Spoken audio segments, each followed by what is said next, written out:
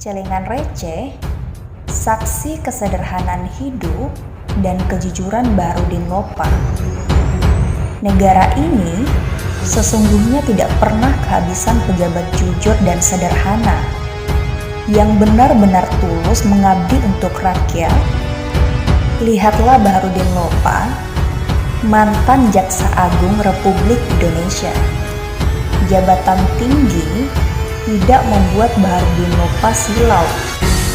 Bahkan dia tetap rendah hati dan menolak peluang untuk memanfaatkan posisinya.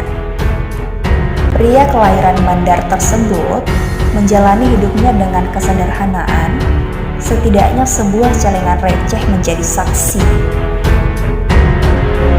Mengutip buku untuk Republik, kisah-kisah teladan kesederhanaan tokoh bangsa, Baharudin Lopa menabung receh demi receh dari gajinya di celengan untuk merenovasi rumahnya yang sederhana di kampung halamannya, Makassar.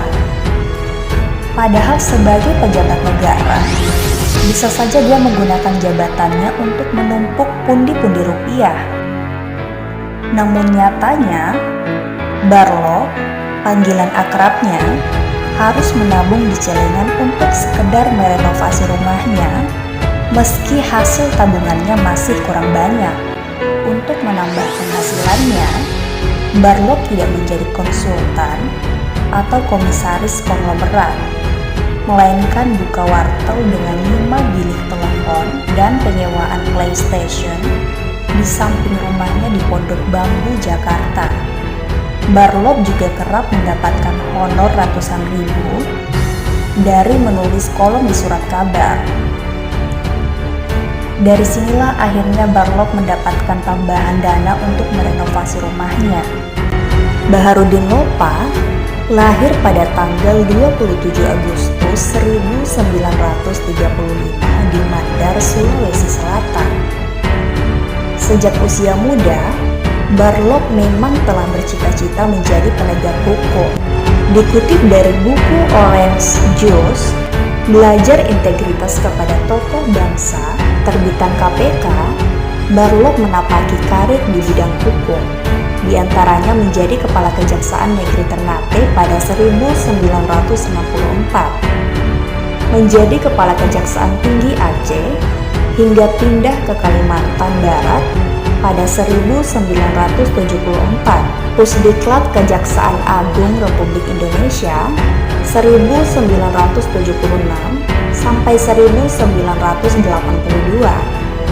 Kepala Kejaksaan Tinggi Sulawesi Selatan 1982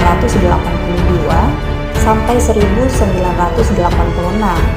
dan Dirjen Lapas pada 1988 sampai 1995.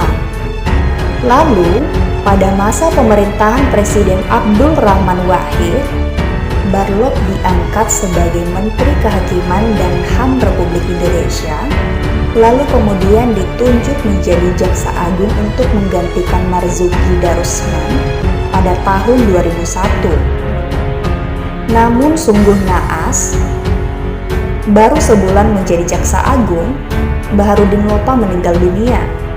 Tentu bangsa ini merasa sangat kehilangan.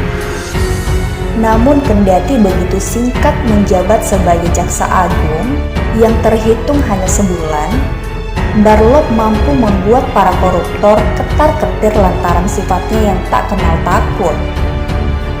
Lihat saja, dia segera memerintahkan pulang Syamsul Nur Salim dan Prajogo Pangestu yang sedang dirawat di Jepang dan Singapura untuk diselidiki atas dugaan kasus korupsi.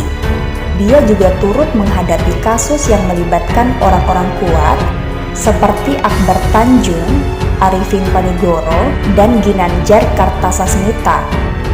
Bahkan Barlok juga berani mengusut kasus yang melibatkan mantan Presiden Soeharto.